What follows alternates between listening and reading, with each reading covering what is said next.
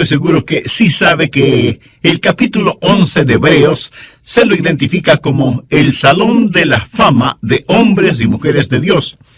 Y la única manera de llegar a estar en ese salón de la fama es creyendo en el Señor Jesucristo.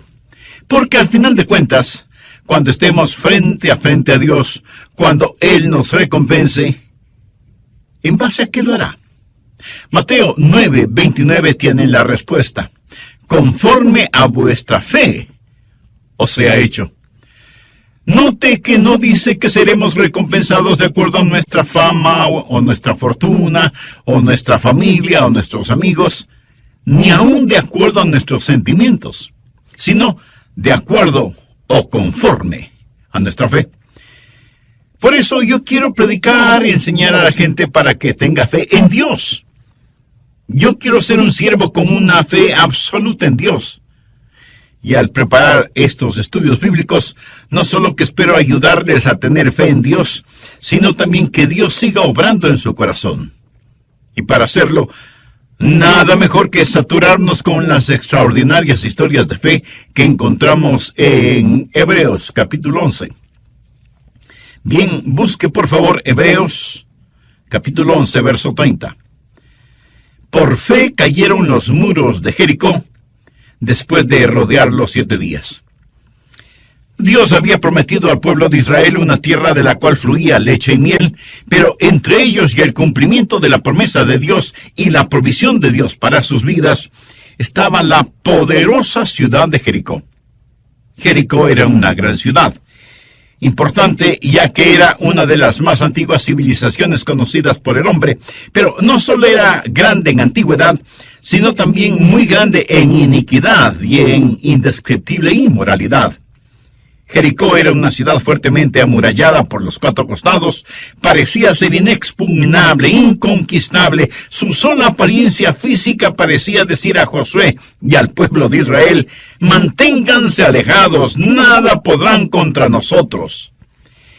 Jericó, pues, era un obstáculo para el cumplimiento de las promesas de Dios. Ahora, ¿qué significa eso para usted o para mí hoy? Porque recuerde que cuando estudiamos cualquier pasaje de las Escrituras, debemos hacer 3 preguntas. Primera, ¿qué significó esto en ese tiempo? Segunda, ¿qué significa hoy? Y tercera, ¿qué significa para mí personalmente? Bueno, sabemos lo que significó entonces: un obstáculo entre el pueblo de Dios y la promesa de Dios, que debía ser removido. ¿Qué significa hoy en día? Significa que todavía hay gente de Dios y que todavía hay obstáculos que necesitan ser removidos. ¿Qué significa para mí personalmente?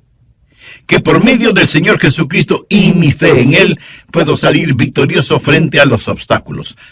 Porque, mi amigo, en su vida y en mi vida, el diablo se encargará de poner enormes obstáculos entre nosotros y el plan, la voluntad y las promesas de Dios para nuestras vidas. Algo que se interponga entre nosotros y los sueños de nuestra juventud, entre nosotros y la voluntad de Dios, entre nosotros y las más nobles y santas ambiciones. Yo no sé qué clase de Jericó usted está enfrentando. Puede ser problemas familiares o problemas financieros, a lo mejor un matrimonio mal llevado, o una vida pecaminosa, o un cuerpo enfermo. No sé si usted está amargado por algún sueño no cumplido o porque nadie reconoce sus méritos. Pero sí sé que usted, lo mismo que yo, enfrenta problemas, y tal vez problemas profundos, y las estratégicas fuerzas del maligno están entre usted y todo lo que Dios quiere que usted sea. Por eso deseo mostrarle cómo superar esos obstáculos por medio de la fe. Otra vez, notemos lo que dice Hebreos 11:30. Por la fe cayeron los muros de Jericó después de rodearlos 7 días. Solamente por fe los muros de Jericó se vinieron al suelo después de que los rodearon durante 7 días. Verá, cuando Dios tiene que realizar un trabajo de proporciones, es el hombre de fe el que consigue el contrato. Fe es el eslabón que une nuestra nada a su todo. ¿Por qué no es nuestra destreza, sino la fe que tenemos, la que realiza el trabajo? Veamos 4 o 5 pasos para remover los obstáculos por medio de la fe. Josué 5, comenzando con el verso 13. Ahora, recuerde el trasfondo. El pueblo de Dios ya había salido de Egipto y estaba viajando a través del estéril, sofocante y candente desierto. Había cruzado el Jordán y estaba listo para conquistar la tierra prometida, la tierra de Canaán que fluía leche y miel. Pero la poderosa y pagana ciudad de Jericó estaba en medio de su camino. Y desde el verso 13 leemos: estando Josué cerca de Jericó, alzó sus ojos y vio un varón que estaba delante de él, y el cual tenía una espada desenvainada en su mano. Y Josué, yendo hacia él, le dijo: ¿eres de los nuestros o de nuestros enemigos? Él respondió: no, mas como príncipe del ejército de Jehová he venido ahora. Entonces Josué, postrándose sobre su rostro en tierra, le adoró y le dijo: ¿qué dice mi señor a su siervo? Y el príncipe del ejército de Jehová respondió a Josué: quite el calzado de tus pies, porque el lugar donde estás es santo. Y Josué así lo hizo. Ahí está Josué, observando su problema, o sea, viendo la poderosa ciudad de Jericó y pensando qué estrategia usará para conquistarla. No hay duda de que Josué estuvo muy consciente del problema que tenía al frente, y de pronto algo sucede. Se da cuenta de una presencia, de que alguien está junto a él. No sabe quién es, e instintivamente desenvaina su espada, se da media vuelta y se encuentra cara a cara con un hombre que tenía una espada en su mano. Y Josué le pregunta: ¿eres amigo o enemigo? ¿Estás con nosotros o eres un espía de ellos? Y el hombre le contesta: no, no estoy por ti ni estoy por ellos. Soy el príncipe del ejército de Jehová, y no he venido a tomar partido, sino a hacerme cargo de todo. ¿Quién es este con el que se encontró Josué? Fue el preencarnado Cristo. Frecuentemente en la Biblia y antes de su encarnación, el Señor Jesús visitó la tierra, apareciéndose como el ángel del Jehová, como el capitán de los ejércitos de Jehová. Y Josué está frente a Jesús, baja su espada y postrándose sobre su rostro en tierra, adoró al Señor. Y por eso yo sé que no fue un ángel, porque ningún ángel hubiera permitido ser adorado de esa manera. Josué estaba adorando al Señor, príncipe de los ejércitos de Jehová, su padre. Y aquí es donde la fe de Josué comienza a crecer, porque la fe siempre crece cuando adoramos al Señor. Josué estaba mirando a Jesús, y la fe comienza a cimentarse y crecer en su corazón y su vida. Debemos estar conscientes de Dios en vez de estar tan conscientes de nuestros problemas. Muchas personas miran sus problemas, miran su Jericó, en vez de mirar a Jesús. Debemos aprender a tener nuestros ojos en Cristo. Ese es el camino de la fe. Aprender a dar una rápida mirada a los problemas, pero a mirar intensamente al Señor. No vaya por ahí lleno de negativismo, con un complejo de problemas. Más bien viva con sus ojos, sus esperanzas y sus afectos puestos en el Señor Jesucristo, y su fe comenzará a crecer. Ahora recuerde que la fe nunca crece en un corazón rebelde. Fe y rebelión no pueden habitar en un mismo corazón, en una misma vida. Usted nunca tendrá fe hasta que se postre delante del Señor de los ejércitos y pregunte, ¿cómo lo hizo Josué? ¿Qué dice mi Señor a su siervo? ¿Ha dicho usted alguna vez esas palabras? ¿Le ha preguntado al Señor qué es lo que quiere que usted haga? Y lo que haga, comience con la adoración de fe. O sea, postrándose delante de Él, reconociendo su santidad y entendiendo que es mucho más importante el estar al lado de Dios que tener a Dios de nuestro lado. ¿Le suena esto un poco contradictorio? Pues no lo es. Josué le preguntó al Señor, ¿estás con nosotros o con ellos? Y el Señor le dijo que ni lo uno ni lo otro, que estaba ahí para hacerse cargo de la situación. ¿Lo entiende? Dios quiere tomar el control. Algún hombre de negocios me dirá, pastor, Dios es el socio en mis negocios. Bueno, eso suena muy bien, pero no es como debería ser. Escúcheme, Dios no quiere ser su socio. Él quiere y debe ser su jefe. Él no busca ser su socio, Él quiere ser su Señor. Ahora, ¿cuál es el trabajo de la fe? Veamos Josué capítulo 6 desde el verso 1. Ahora Jericó estaba cerrada, bien cerrada, a causa de los hijos de Israel. Nadie entraba ni salía. Mas Jehová dijo a Josué, mira, yo he entregado en tus manos a Jericó y a su rey con sus varones de guerra. Rodearéis pues la ciudad todos los hombres de guerra, yendo alrededor de la ciudad una vez. Y esto haréis durante 7 días.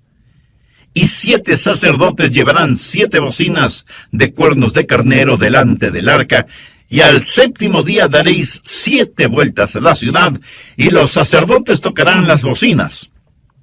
Y cuando toquen prolongadamente el cuerno del carnero, así que oigáis el sonido de la bocina, todo el pueblo gritará a gran voz, y el muro de la ciudad caerá. Entonces subirá el pueblo, cada uno derecho hacia adelante. Este era el plan de Dios para darles la victoria, y por supuesto que fue un gran, pero extraño plan.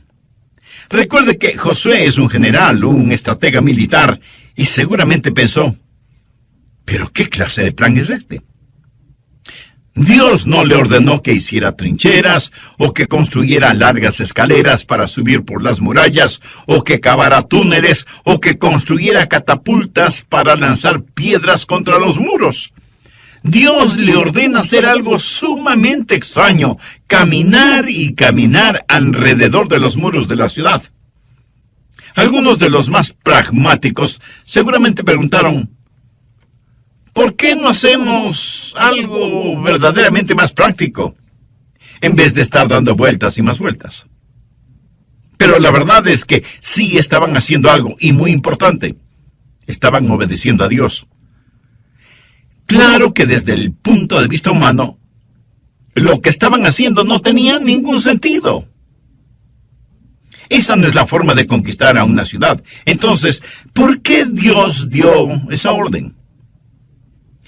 Yo creo que lo hizo para probar su obediencia y su dependencia en Él.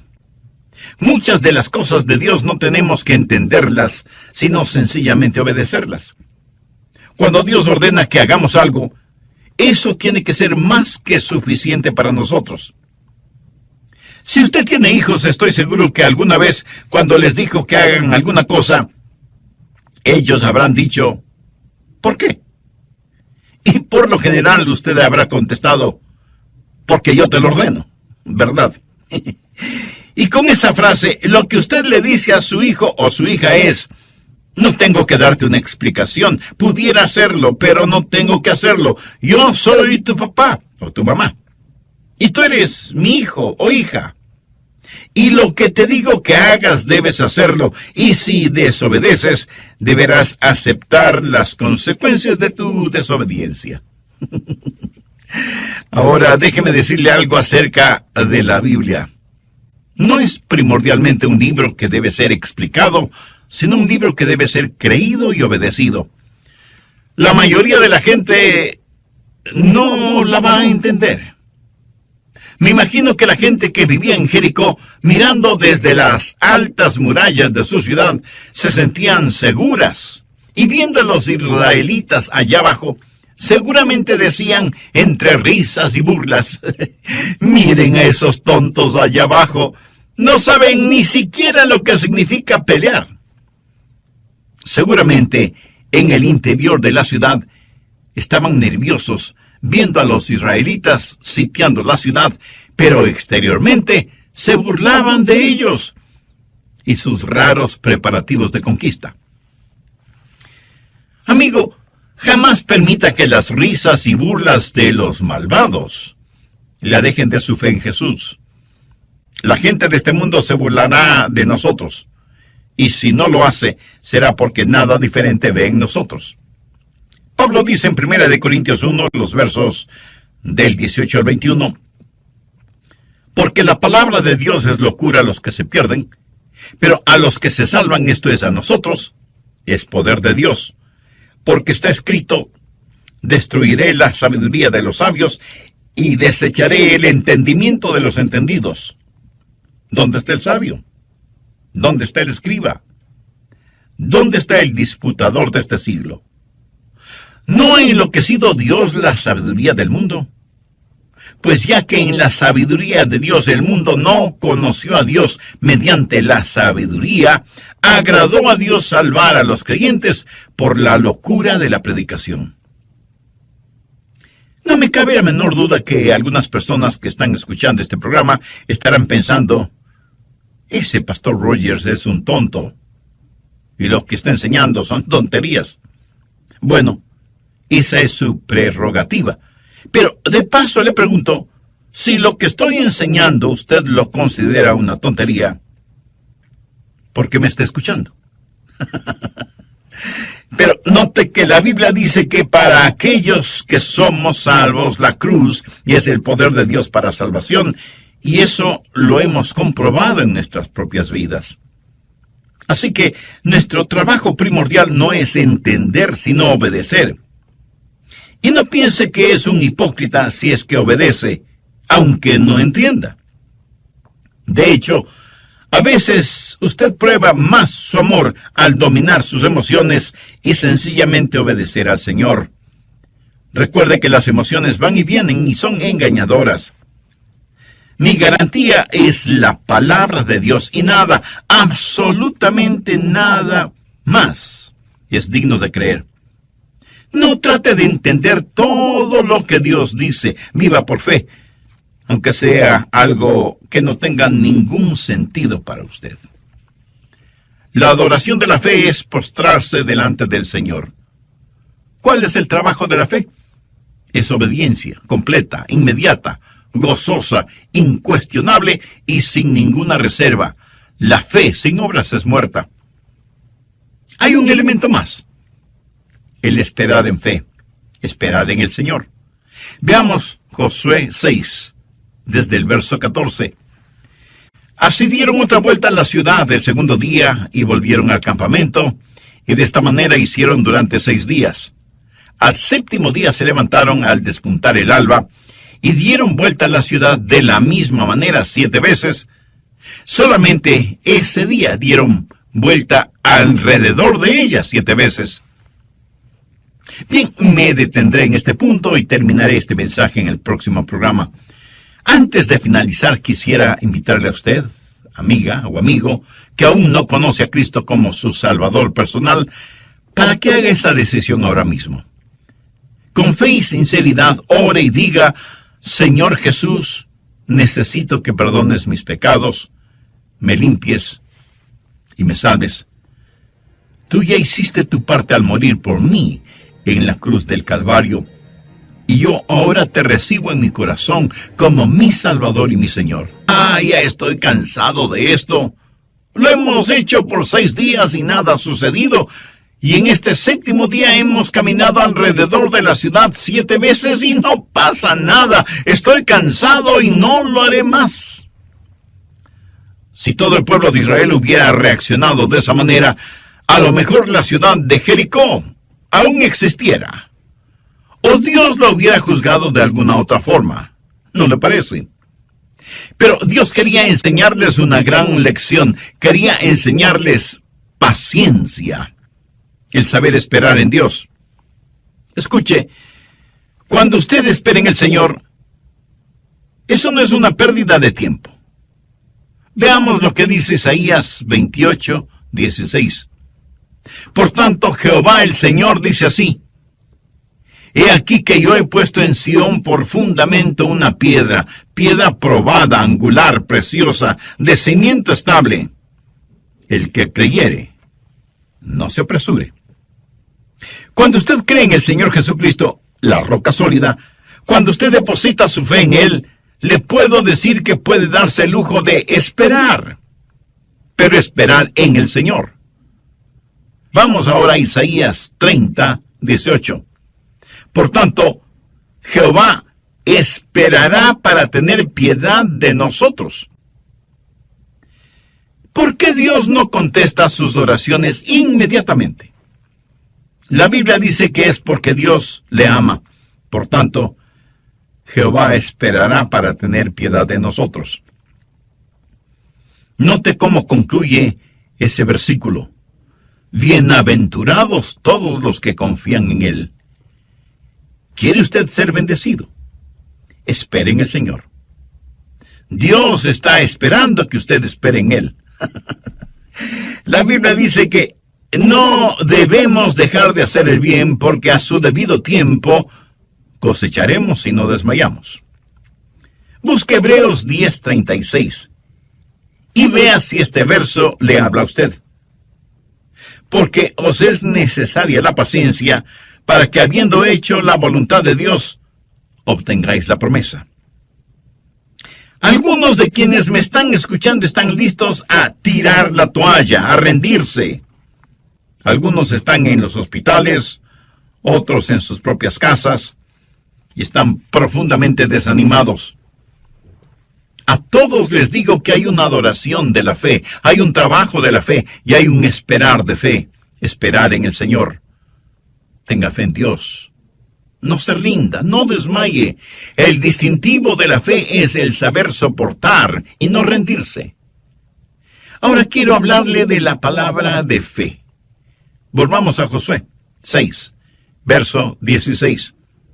Y cuando los sacerdotes tocaron la bocina la 7ª vez, Josué dijo al pueblo: gritad, porque Jehová os ha entregado la ciudad.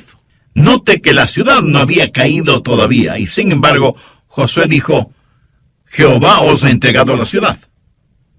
No dijo: Jehová os entregará la ciudad.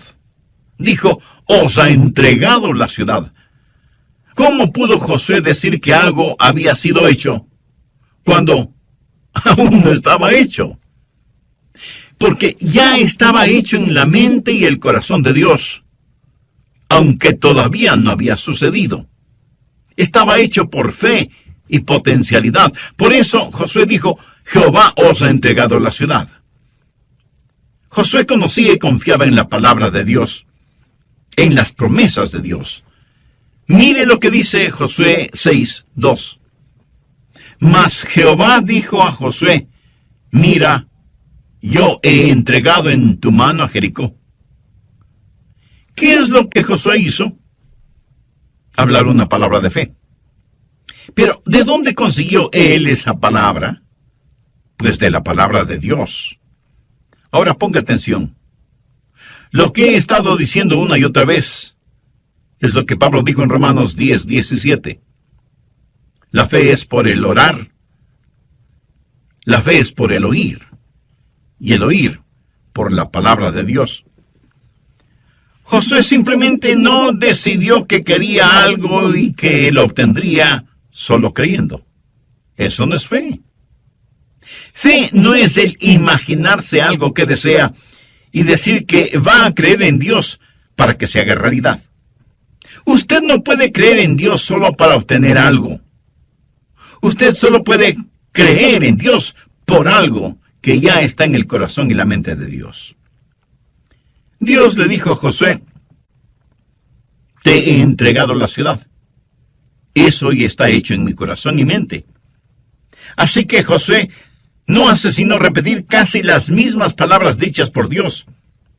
Fe es el estar de acuerdo con Dios y su palabra. Dios debe hablar antes de que usted tenga fe.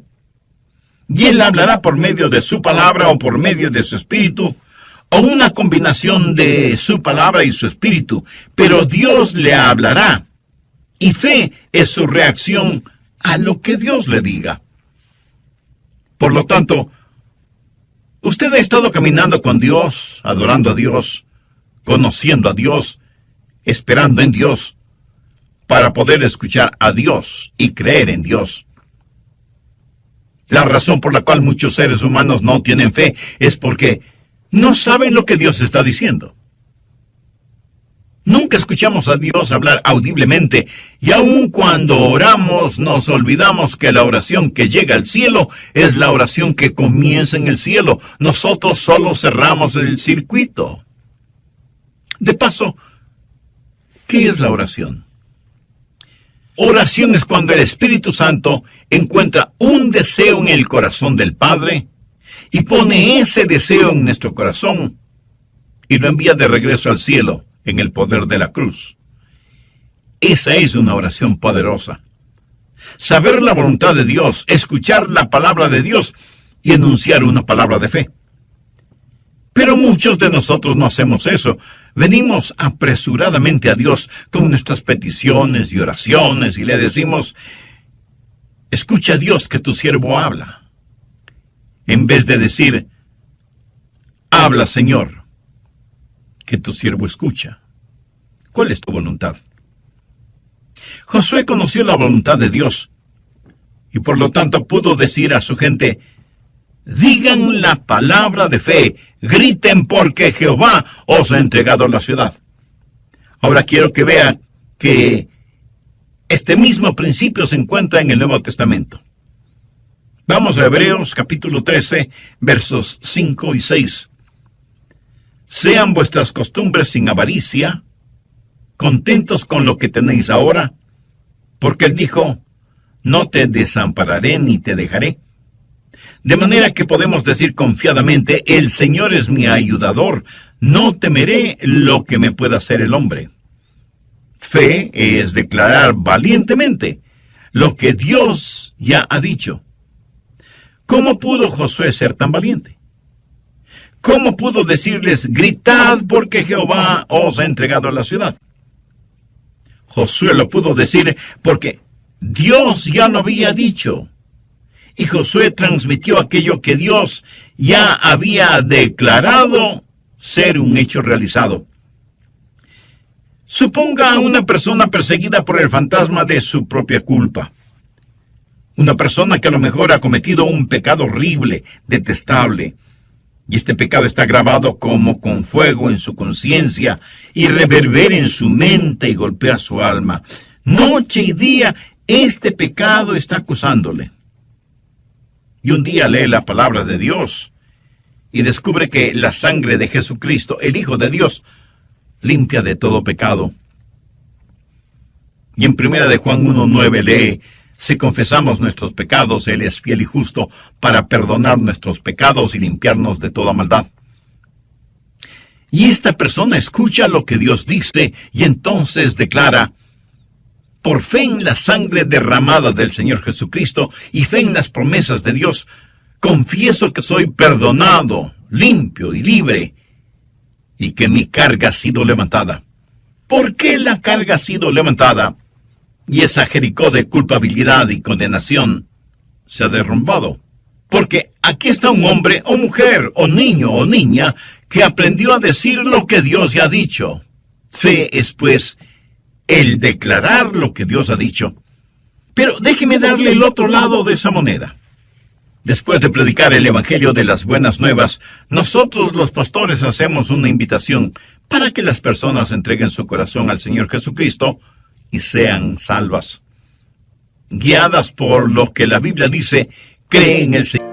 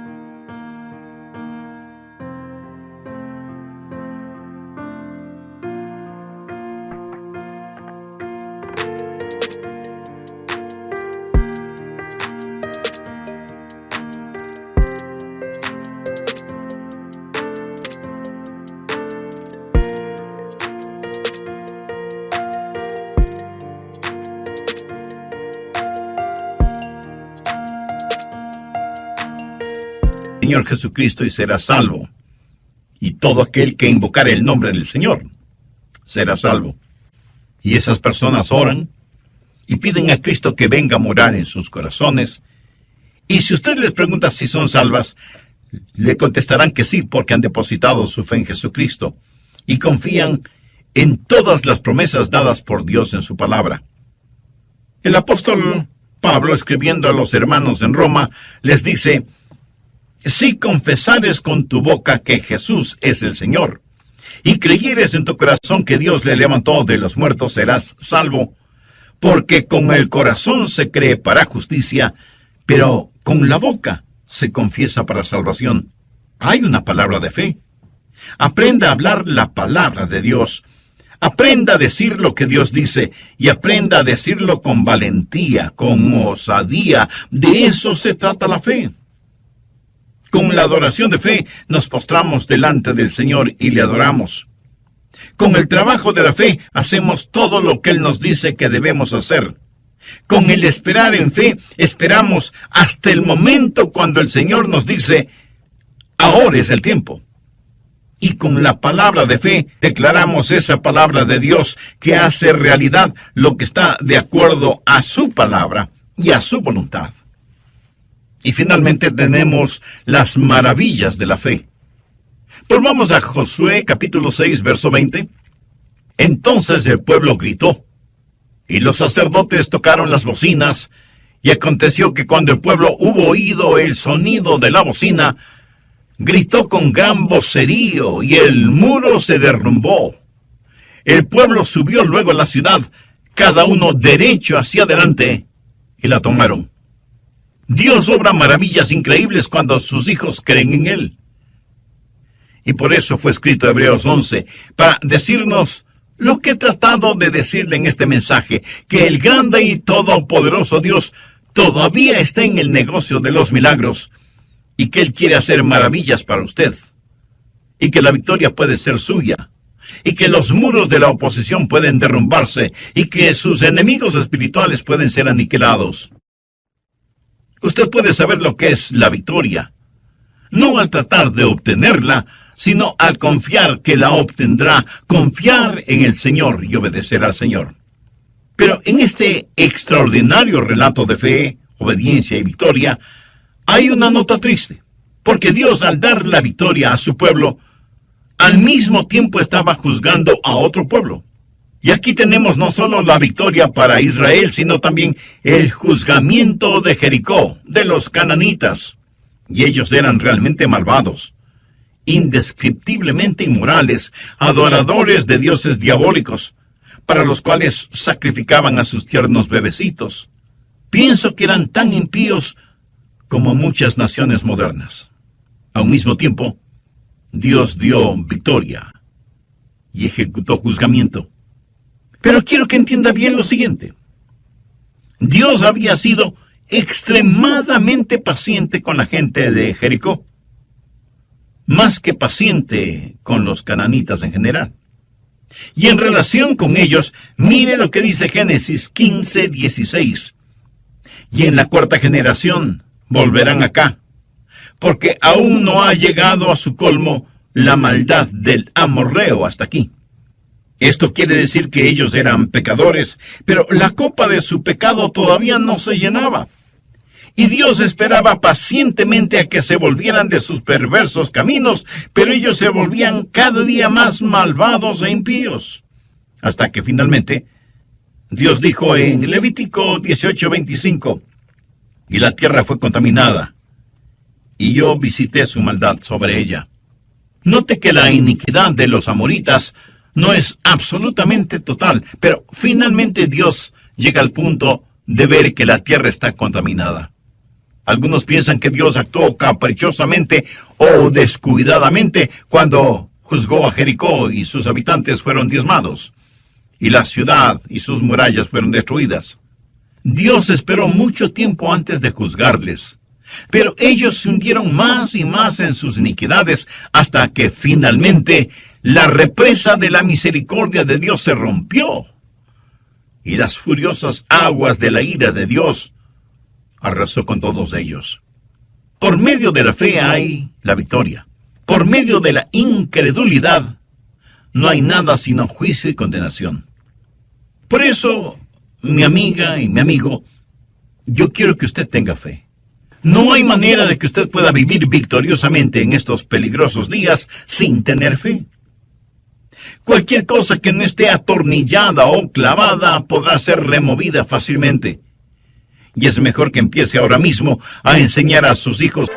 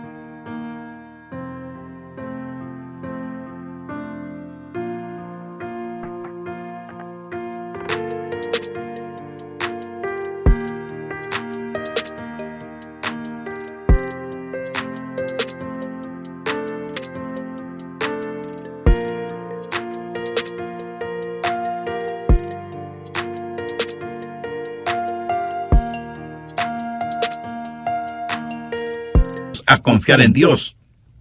Si ellos en forma cotidiana ven que usted confía en Dios y que su fe no es solo dominguera o de iglesia, le aseguro por experiencia propia que ellos confiarán y tendrán fe en Dios en forma casi natural. Yo creo que nuestra copa de pecado está llena hasta el borde en nuestras ciudades y naciones. Mire cómo está la situación en todo el mundo. No podemos dejar de ver el incontenible torrente de pecados que nos abruman. No podemos dejar de ver lo que Dios está escribiendo en grandes letras en nuestra generación. Necios seríamos si dejamos de ver todo esto que está llegando a un clímax. Escúcheme. Pronto otra trompeta sonará. Pronto otro grito se oirá. Y los reinos de este mundo vendrán a ser los reinos del Señor Jesucristo, y aquellos que conozcan al Señor serán los victoriosos y salvos, y aquellos que no conozcan al Señor serán los perdidos y condenados.